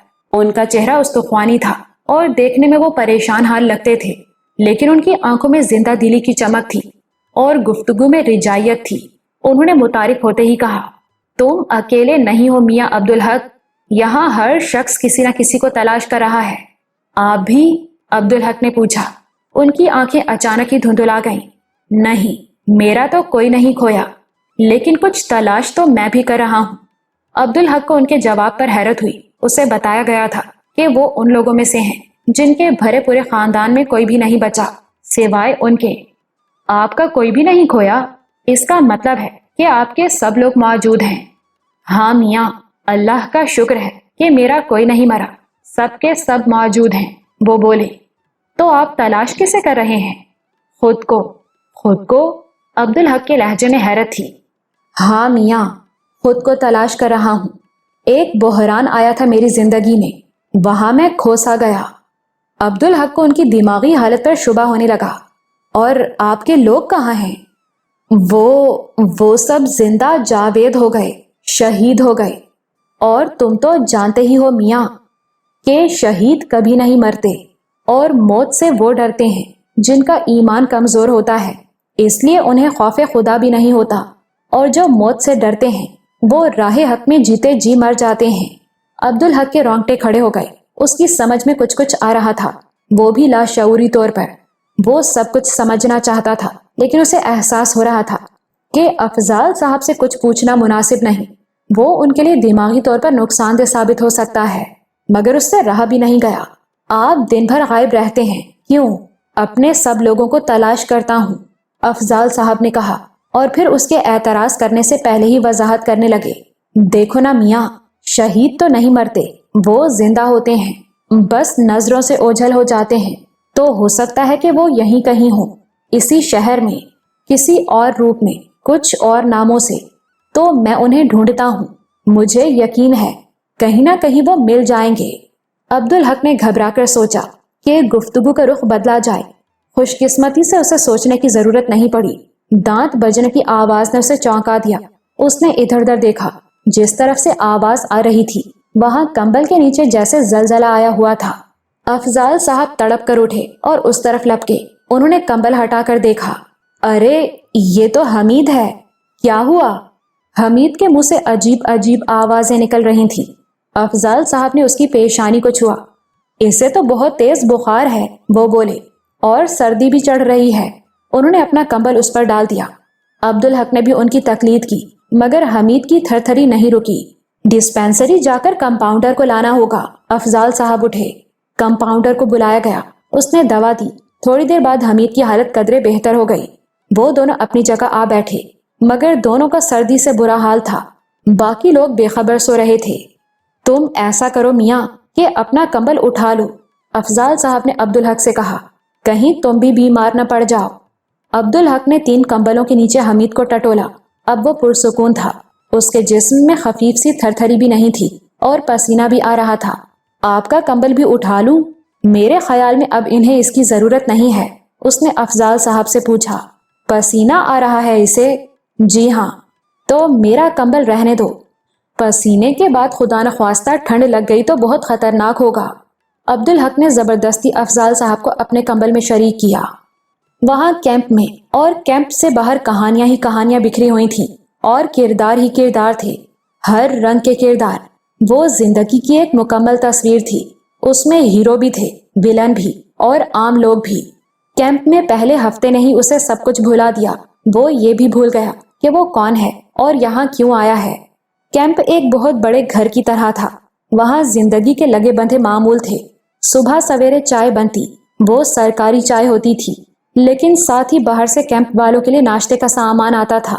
اس میں پاپے، ڈبل روٹی، بسکٹ، حلوہ پوری اور جانے کیا کیا ہوتا تھا۔ وہ شہر کے دولت مند اور مخیر لوگوں کی طرف سے ہوتا تھا۔ ناشتے کے فوراً بعد کھانے کی تیاری شروع ہو جاتی۔ شمشاد اور اس کی ٹیم اپنے کاموں میں مصروف ہو جاتی۔ پہلے دن عبدالحق نے کھانا پکتے دیکھا تو وہ بہت حیران ہوا۔ کیمپ میں موجود لوگوں کی تعداد بہت زیادہ تھی اور اس لحاظ سے کھانا بہت کم پک رہا تھا۔ یہ طے تھا کہ کھانا کم پڑ جائے گا اور لوگ بھوکے رہ جائیں گے۔ اس نے اس سلسلے میں انتظامیہ کے لوگوں سے بات کی۔ مختلف لوگوں نے مختلف جواب دیے۔ شمشاد نے کہا، جتنا دیا جائے گا ہم اتنا ہی پکائیں گے صاحب۔ پیاز کاٹنے والا بولا، اللہ کی رحمت ہے صاحب، برکت بڑی چیز ہوتی ہے، نیت ٹھیک ہونی چاہیے بندے کی۔ اس نے جمیل سے بات کی تو جمیل کا موڈ بگڑ گیا۔ بڑے صاحب کا دل بہت چھوٹا ہے دوسروں کے لیے، اس نے کہا۔ ارے وہ سوچتے ہی نہیں کہ اتنے سارے لوگ ہیں، انہیں تو راشن بچانے میں دلچسپی ہے۔ راشن بچانے میں؟ مگر کیوں؟ جمیل نے معنی خیز انداز میں ایک آنکھ بھینچتے ہوئے کہا، یہ کہنے والی بات نہیں ہے بابو جی، سمجھنے کی کوشش کرو۔ پہلی بار ایک منفی تصویر سامنے آ رہی تھی۔ میری تو سمجھ میں کچھ نہیں آ رہا ہے، عبدالحق نے کہا۔ جمیل نے رازدارانہ سرگوشی میں کہا، اپنے لیے بابو جی، اپنے لیے۔ بڑے صاحب اپنے لیے راشن بچاتے ہیں؟ کیوں؟ وہ کیا کرتے ہیں راشن کا؟ اپنے گھر لے جاتے ہیں؟ اتنے بیوقوف نہیں ہے وہ۔ ہاں، مارکیٹ میں بیچ دیتے ہیں۔ عبدالحق یہ سن کر دہل گیا۔ مسعود صاحب کا اس پر بہت اچھا تاثر تھا۔ وہ ان کے بارے میں اس انداز میں نہیں سوچ سکتا تھا۔ میں نہیں مانتا، اس نے تند لہجے میں کہا۔ نہ مانو بابو جی، پر یہ تو مانو گے کہ وہ بہت بڑے افسر ہیں، یہاں کے سب سے بڑے افسر، جمیل نے کہا۔ ہاں وہ تو ہیں۔ تو پھر یہ بتاؤ کہ اتنے بڑے افسر کے شایان شان ہے کہ وہ اسٹور کیپر بن کر بیٹھے ہیں؟ کیا مطلب؟ ارے بھائی تم نے دیکھا تو ہے، ان کے کمرے کے پیچھے اسٹور روم ہے، وہ اس کے دروازوں پر یوں بیٹھے رہتے ہیں جیسے مایا پر سانپ۔ شمشاد پرچہ تیار کر کے مجھے دیتا ہے، اب اصولاً مجھے سامان نکال کر دینا چاہیے، لیکن نہیں، مسعود صاحب خود ناپ تول کر دیتے ہیں۔ اب سمجھ میں آیا بابو جی؟ بات عبدالحق کی سمجھ میں تو آ گئی تھی، لیکن حلق سے نہیں اتر رہی تھی۔ مسعود صاحب ایسے نہیں لگتے تھے، لیکن جمیل نے جو کچھ کہا تھا وہ اپنی آنکھوں سے وہ سب کچھ دیکھ چکا تھا۔ اب بولو بابو جی، جو ایسے مظلوموں کے حصے کا مال ہڑپ کرے اسے کیا کہا جائے؟ جمیل نے زہریلے لہجے میں کہا۔ عبدالحق کے دل میں پھانس سی چبھی اور اٹک کر رہ گئی، مگر دوپہر کے کھانے میں کوئی کمی، کوئی تنگی نہیں ہوئی، اور اس میں حیرت کی کوئی بات بھی نہیں تھی۔ باہر سے ناشتے کی طرح کھانے کی دیگیں بھی آئی تھی، اور اتنی آئی تھی کہ گنتی بھی ممکن نہیں تھی۔ وہاں زردہ اور بریانی بھی تھی، اور سالن اور روٹی بھی۔ یہ ثابت ہو گیا کہ وہاں کھانے کی کوئی کمی نہیں تھی، بلکہ اس کے برعکس افراط تھی۔ دوپہر کو کھانے کے بعد کیمپ میں زندگی گویا اونگنے لگی۔ عورتیں اور بچے اپنے خیموں میں دراز ہو گئے۔ مردوں کی تعداد ویسے بھی کم تھی۔ کھانے کے بعد ان میں سے کچھ باہر چلے گئے اور کچھ خیموں میں آرام کرنے لگے۔ جمیل البتہ بہت مصروف تھا۔ وہ کچھ دیگیں اٹھوا کر کیمپ سے باہر بھیجوا رہا تھا۔ خالی دیگیں واپس بھیجوا رہے ہو؟ عبدالحق نے کہا۔ ہاں، بھیجوانی تو ہیں، لیکن اتنی دیر میں عبدالحق کو احساس ہو گیا تھا کہ وہ دیگیں خالی نہیں ہو سکتی۔ اٹھانے والوں کے انداز سے پتہ چل رہا تھا۔ کھانا خراب نہیں ہونا چاہیے، کسی کے بھی پیٹ میں پڑ جائے، جمیل نے کہا۔ کبھی ہمارے ہاں کھانا بچتا ہے تو ہم دوسرے کیمپ بھجوا دیتے ہیں۔ میں تو سمجھ رہا تھا کہ کھانا کم پڑے گا، یہاں تو صورتحال الٹ گئی۔ عبدالحق بولا۔ کیا روز یہی ہوتا ہے؟ جمیل جواب دیتے ہوئے ہچکچایا۔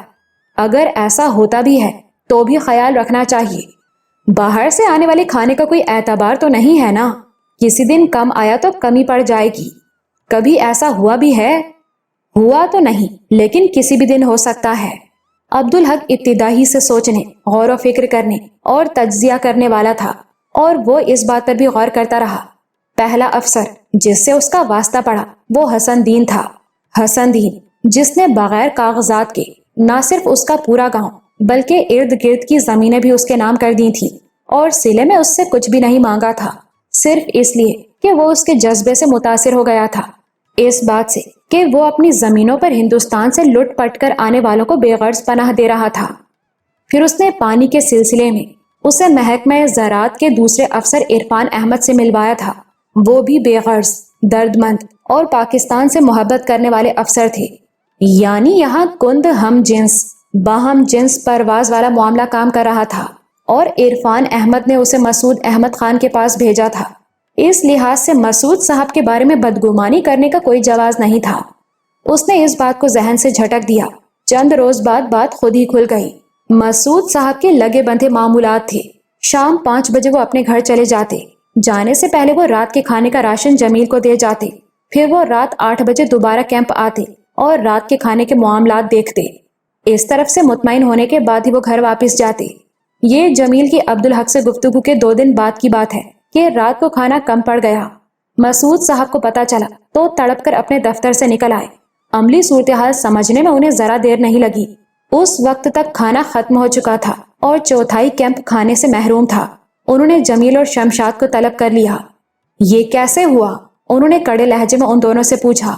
عبدالحق نے پہلی بار انہیں اس لہجے میں گفتگو کرتے دیکھا تھا، ورنہ وہ تو ظرافت کی چاشنی کے بغیر بات کرنے کے قائل ہی نہیں تھے۔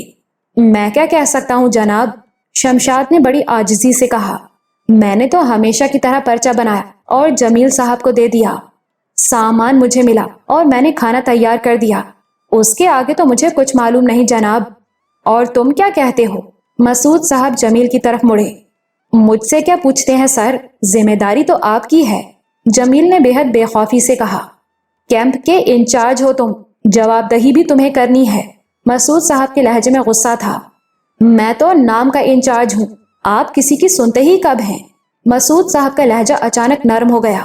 تمہارا مطلب ہے کہ یہ میری ذمہ داری ہے؟ جی سر۔ جمیل اب بھی ان کی آنکھوں میں دیکھ رہا تھا۔ مسعود صاحب مسکرائے۔ تمہاری بات وضاحت طلب ہے جمیل، وہ بے حد نرم لہجے میں بولے، لیکن پہلے ہمیں اصل مسئلے سے نمٹنا ہے۔ تم سے بات میں ذرا دیر بات کروں گا۔ وہ شمشاد کی طرف مڑے۔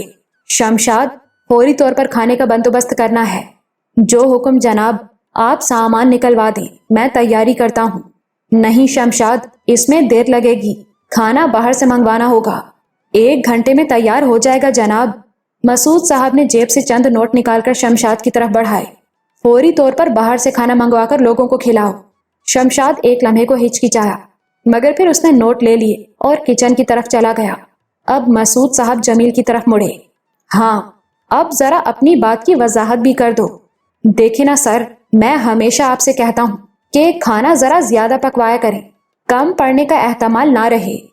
شمشاد جو پرچہ بناتا ہے اس کے مطابق اسٹور سے سامان تم خود نکالتے ہو، مگر آپ کی نگرانی میں، جمیل نے بے ساختہ کہا۔ اوہ، تو تمہیں اس پر اعتراض ہے؟ مسعود صاحب کا لہجہ اور نرم ہو گیا۔ جی نہیں، اس میں اعتراض کی کیا بات ہے؟ جمیل گڑبڑا گیا۔ میں تو یہ کہہ رہا ہوں کہ اس صورت میں کمی کا ذمہ دار شمشاد ہے۔ میں یہاں اسسٹنٹ انچارج ہوں، مگر میری سنتا کون ہے؟ یعنی تم یہاں وزیر بے قلم دان ہو۔ مسعود صاحب کی روایتی ظرافت اور شگفتگی لوٹ آئی، مگر عبدالحق کو نہ جانے کیوں اس کی تہ میں سنگینی چھپی نظر آ رہی تھی۔ اس شگفتگی نے جمیل کو اور شیر کر دیا۔ آپ خود ہی دیکھ لیں سر، پرچہ تو شمشاد بناتا ہے نا؟ ہاں، لیکن باہر سے آنے والے کھانے کو ذہن میں رکھ کر اس میں کمی بیشی بھی ہو سکتی ہے۔ ہاں یہ تو ہے، مسعود صاحب نے پرخیال لہجے میں کہا، پھر جمیل کو بہت غور سے دیکھا۔ تو یہاں کھانے کے سلسلے میں ذمہ دار 2 افراد ہیں، ایک میں اور دوسرا شمشاد۔ ان کے لہجے میں تعصب تھا۔ جی ہاں، اس کا مطلب ہے کہ یہاں اسسٹنٹ انچارج کی ضرورت ہی نہیں، یعنی تم غیر ضروری ہو۔ بظاہر تو یہی لگتا ہے جناب، لیکن بہرحال میں سرکاری ملازم ہوں۔ ارے ہاں، یاد آیا۔ مسعود صاحب کو اچانک جیسے کچھ یاد آ گیا۔ ایسے بیکار بھی نہیں ہو تم، کام تو بہت کرتے ہو تم۔ آپ ہی جانے سر، جمیل نے بے پرواہی سے کہا۔ باہر سے آنے والا کھانا تو تمہاری ہی ذمہ داری ہے، مسعود صاحب نے بے حد سرسری انداز میں کہا۔ اچانک جمیل بہت چوکنا نظر آنے لگا۔ جی ہاں، اس میں تو میں دخل بھی نہیں دیتا، وہ تو مکمل طور پر تمہاری ذمہ داری ہے۔ اس معاملے میں تم پوری طرح با اختیار ہو، یعنی تم کیمپ کے انچارج ہو، نام کے نہیں، سچ مچ کے۔ جی ہاں، لیکن میں باہر جا کر مخیر لوگوں سے اپیل تو نہیں کرتا۔ تھوڑی دیر پہلے تم نے معترضانہ انداز میں کہا تھا کہ پرچہ شمشاد بناتا ہے، اس پرچے کے مطابق سامان تم نکالتے ہو، لیکن میری نگرانی میں، گویا میری نگرانی کے بغیر تم آزادانہ سامان نکالو تو کمی نہیں پڑے گی۔ شاید میری نگرانی بے برکتی کا سبب ہے۔ یہ تو نہیں کہا میں نے، جمیل نے جلدی سے کہا، مگر مطلب تو یہی تھا۔ خیر، ایک بات ذہن میں آتی ہے، ممکن ہے آج باہر سے کھانا کم آیا ہو۔ جی ہاں، ممکن ہے۔ اب جمیل پریشان نظر آ رہا تھا۔ مسعود صاحب نے ادھر ادھر دیکھا، پھر آواز لگائی، عابد، نسیم، ذرا یہاں آؤ۔ کچن میں کام کرنے والوں میں سے 2 افراد ان کی طرف چلے آئے۔ کیا حکم ہے صاحب جی؟ نسیم، تم ذرا باہر سے آنے والی دیگیں گن کر مجھے بتاؤ، مسعود صاحب نے کہا، اور عابد، تم ذرا اخلاق صاحب کو بلا لاؤ۔ عبدالحق نے دیکھا کہ جمیل بری طرح مضطرب ہو گیا ہے۔ وہ بار بار پہلو بدلتا تھا، کچھ کہنے کے لیے منہ کھولتا تھا، مگر فوراً ہی سختی سے ہونٹ بھینچ لیتا تھا۔ مگر مسعود صاحب جیسے اس سے بے تعلق ہو گئے تھے۔ آپ نے مجھے یاد فرمایا سر؟ اخلاق کی آواز سن کر مسعود صاحب چونکے اور انہوں نے سر اٹھایا۔ ہاں اخلاق، اپنے رجسٹر میں چیک کر کے مجھے بتاؤ کہ آج باہر سے کتنا کھانا آیا تھا۔ میں رجسٹر چیک کیے بغیر بھی بتا سکتا ہوں سر۔ چاول کی 25 دیگیں۔ مسعود صاحب نے اس کی بات کاٹ دی۔ مجھے یقین ہے کہ تمہارا زبانی حساب بھی درست ہوگا، مگر میں چاہتا ہوں کہ تم رجسٹر سے چیک کر کے تحریری طور پر مجھے بتاؤ۔ جی، بہت بہتر۔ اخلاق نے جمیل کو ایک نظر دیکھا اور پلٹ کر چلا گیا۔ مجھے نہیں معلوم تھا کہ اخلاق یہ کام بھی کرتا ہے، جمیل نے کہا۔ اس کے لہجے میں احتجاج تھا۔ اس کی ذمہ داری تو صرف کیمپ میں آنے اور رخصت ہونے والوں کا ریکارڈ مرتب کرنا ہے۔ جی نہیں، کیمپ میں آنے والی اور کیمپ سے باہر جانے والی ہر چیز کا ریکارڈ وہ مرتب کرتا ہے۔ لیکن سر، میں اس کیمپ کا انچارج ہوں، اسسٹنٹ انچارج صاحب۔ یہاں کی ہر بات سے باخبر رہنا چاہتا ہوں میں۔ تمہاری طرح نام کا انچارج بننا مجھے گوارا نہیں۔ اس کا مطلب ہے کہ آپ کو مجھ پر اعتماد نہیں۔ بات اعتماد کی نہیں، اپنی ذمہ داری کی ہے جمیل۔ مسعود صاحب نے اس کی بات کاٹ دی۔ امانت بہت بڑی ذمہ داری ہوتی ہے، اور اس معاملے میں मैं अपना बार दूसरों पर डालना पसंद नहीं करता, वरना परचून फरोश बनियों की तरह खुद अपने सामने राशन न मंगवाता। यही शिकायत है ना तुम्हें? नहीं सर, ये बात नहीं। इतनी देर में नसीम आ गया। सर जी, यहाँ 16 देगे मौजूद हैं, 12 चावल की और 4 सालन की। देखा आपने, आज बाहर से खाना आया ही कम था, जमील ने कहा। अच्छा, जरा इखलाक आ जाए फिर देखते हैं, मसूद साहब ने हनकारा भरते हुए कहा। इखलाक इस बार पतले से एक रजिस्टर के साथ आया। जी सर, चावल की 25 देगे, सालन की 15 देगे आई थी आज। कुछ खाली देगे मैंने पहले ही वापस भिजवा दी थी, जमील ने मुदाफियाना अंदाज में कहा। अभी 2 मिनट पहले तो तुम कह रहे थे कि खाना ही कम आया था, मसूद साहब ने कहा। तुम्हें याद है कि कितनी देगे आई थी और कितनी खाली देगे तुमने वापस भिजवाई? अब मैं गिनता तो नहीं हूँ, हालांकि हिसाब रखना चाहिए तुम्हें, मसूद साहब ने कहा। फिर इजाफा किया, मेरी तरह। आखिर ये तुम्हारी जिम्मेदारी है। फिर वो इखलाक की तरफ मुड़े। तुम क्या कहते हो इस सिलसिले में? जी सर, 40 देगे आई थी, उनमें से 24 देगे वापस भिजवाई जा चुकी हैं, लेकिन वो खाली नहीं थी। जैसी भरी हुई आई थी वैसी ही भरी हुई गई, इखलाक ने कहा। और ये तो हर रोज होता है, बस आज तादाद बढ़ गई थी। ये बात तुम्हारे इल्म में थी? मसूद साहब ने जमील से पूछा। नहीं जनाब, इखलाक तो कहता है कि ये रोज का मामूल है।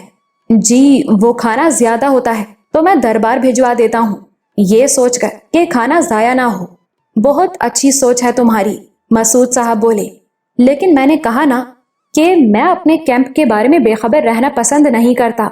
मुझे मालूम है कि वो देगें दरबार की लंगर की दुकानों पर सजा दी जाती हैं और तुम उनके पैसे वसूल करते हो। मैं जानता था, लेकिन चश्म पोशी करता रहा। मगर आज तुम हद से गुजर गए।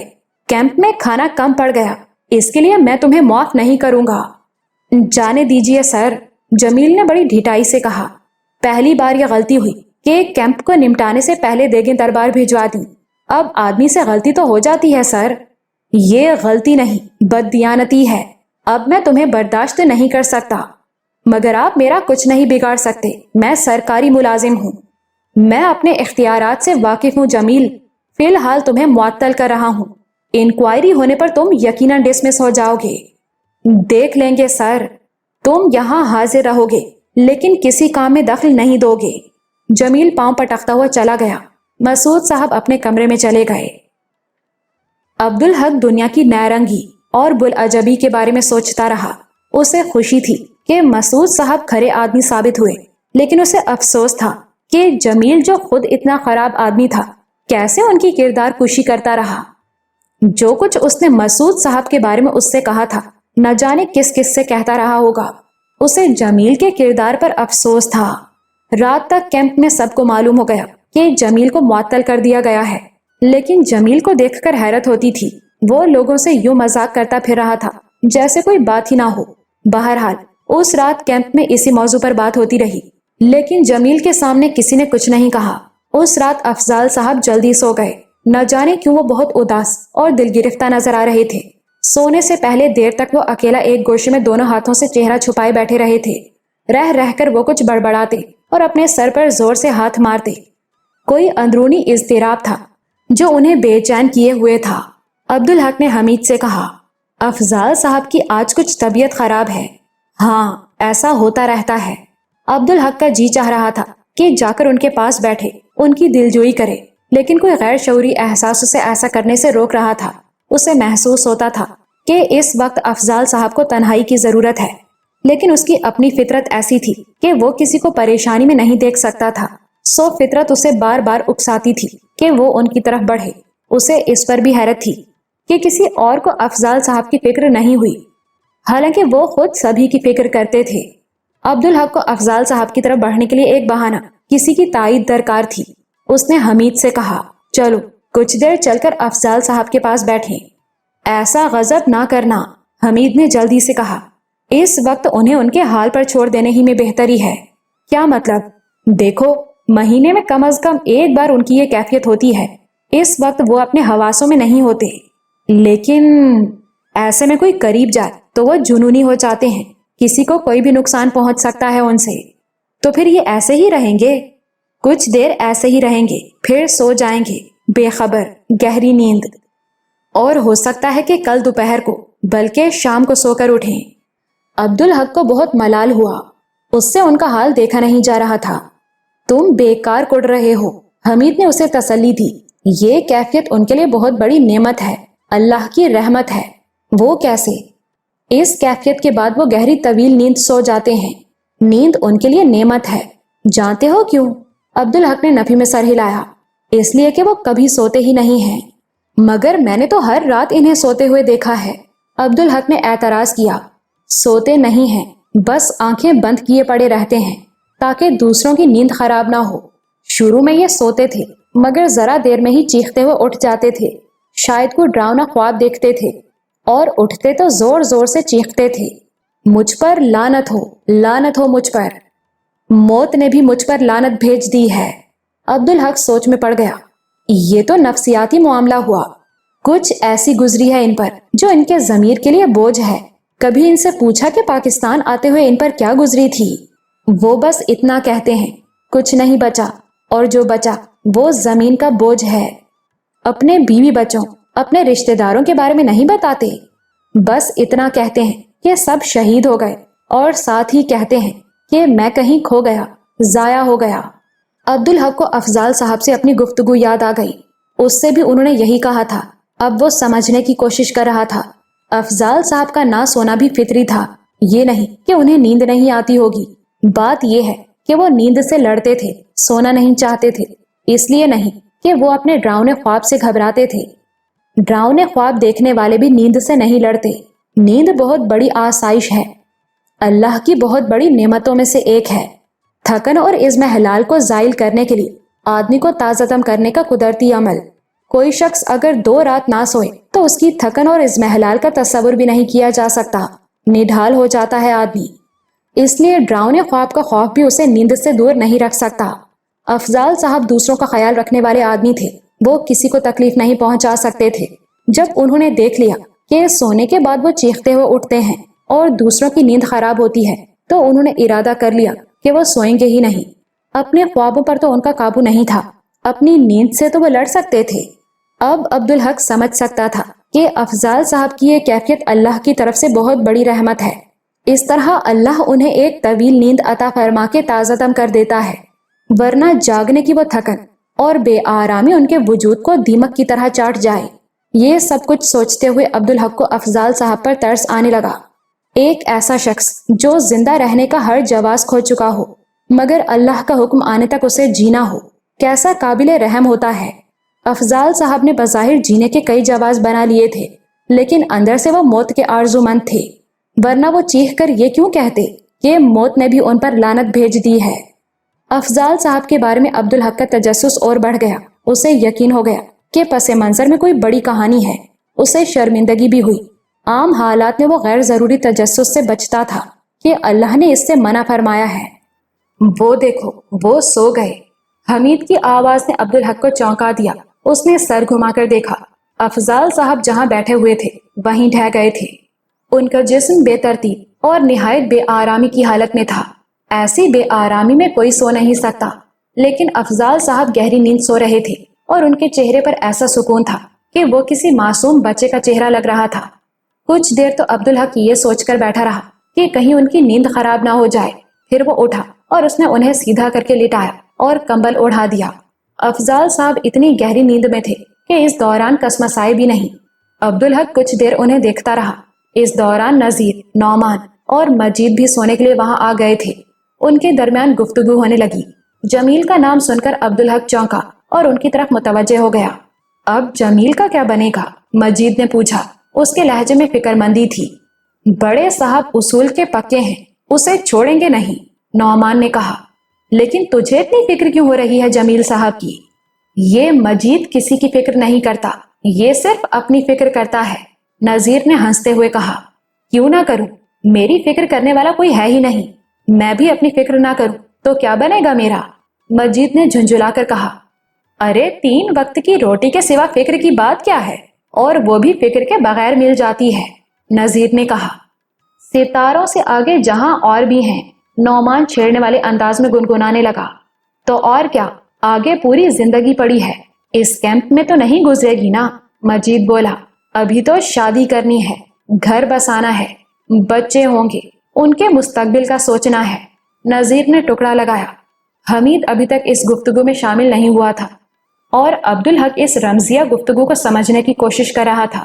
वो तीनों जवान थे, 30 से कुछ कम ही उम्र होगी उनकी, लेकिन जो कुछ वो देख कर आए थे उसके नतीजे में अपनी उम्र से बड़े लगते थे। हाँ, जो होना था वो तो हो चुका, मजीद ने आह भर के कहा। मुस्तकबिल की तो फिक्र करनी होगी, कोई बात नहीं, अगर छिन गया एक नशेमन तो क्या गम, मकामाते आहो फोगा और भी हैं। नौमान फिर गुनगुनाया, लेकिन एक बात बताऊं, जमील साहब का कुछ नहीं बिगड़ेगा। मजीद ने जैसे चिढ़कर कहा, तेल देखो और तेल की धार देखो। नजीर के अंदाज में चैलेंज था।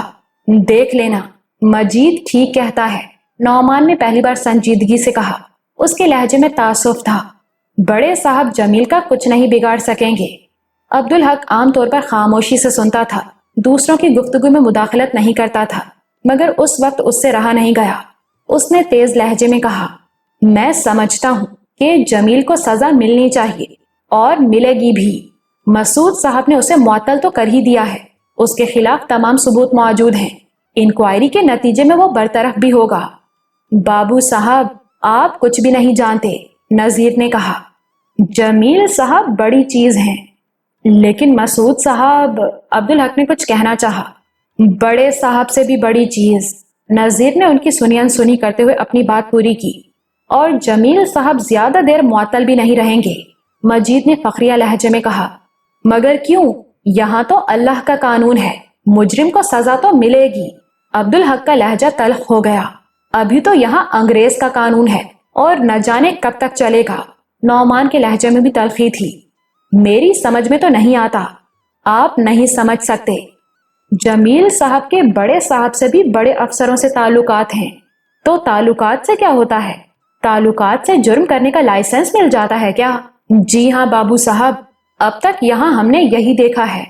हमीद ने पहली बार जुबान खोली। मेरी समझ में नहीं आता, जमील में ऐसी क्या खुसूसियत है कि मसूद साहब से बड़े अफसरों से उसके ताल्लुकात हैं, जबकि वो तो मसूद साहब की नजरों में भी इज्जत हासिल नहीं कर सका। आदमी आदमी का फर्क होता है बाबू साहब, नौमान ने कहा। यहाँ बुनियादी रिश्ता गर्ज का है, गर्ज से दोस्ती है, गर्ज से ताल्लुक है। जो गर्ज नहीं रखता उसे जीता भी नहीं जा सकता। जैसे अपने बड़े साहब। अब्दुल हक की नजर हमीद पर पड़ी। उसे महसूस हुआ कि हमीद की निगाहों में तंबीह है, जैसे वो उसे इस मौजू पर गुफ्तगू से मना कर रहा हो। वो खामोश हो गया। वैसे भी इस गुफ्तगू ने उसके जहन में कई सवालों को जन्म दिया था, जिन पर उसे सोचना था।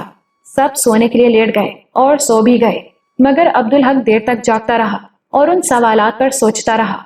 बड़े अफसरों को जमील से क्या गर्ज हो सकती है? क्या दे सकता है वो उन्हें?